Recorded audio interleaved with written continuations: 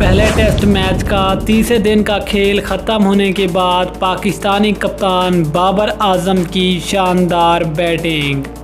کپتان بابر اعظم کی بہترین بیٹنگ نے پاکستان کو شکست سے دور کر دیا۔ تیسرے دن کا کھیل ختم ہونے کے بعد کپتان بابر اعظم کتنے رنز بنا کر ابھی وکٹ پر ناٹ آؤٹ موجود ہیں اور پاکستان کو کتنے رنز کی بڑی لیڈ دلوا دی ہے، مکمل تفصیل اس ویڈیو میں۔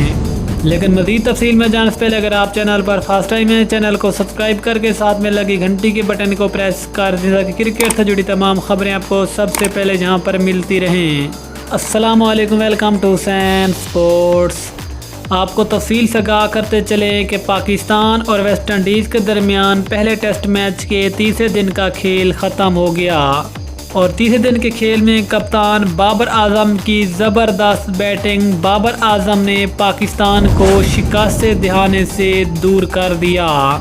بابر اعظم ٹیسٹ کرکٹ میں بڑی عرصے کے بعد دوبارہ فارم میں آ گئے اور بابر اعظم نے ایک مشکل کنڈیشن میں زبردست نصف سنچری سکور کی اور تیسرے دن کا کھیل ختم ہونے کے بعد ابھی بھی بابر اعظم 54 رنز بنا کر وکٹ پر ناٹ آؤٹ موجود ہیں، جبکہ اس کا ساتھ دے رہے ہیں فہیم اشرف جس نے 10 رنز کی اننگز کھیل رکھی ہے اور اس طرح 3 دن کا کھیل ختم ہونے کے بعد بابر اعظم کی زبردست بیٹنگ کی بدولت پاکستان کو ویسٹ انڈیز کے اوپر 125 رنز کی برتری حاصل ہو گئی ہے۔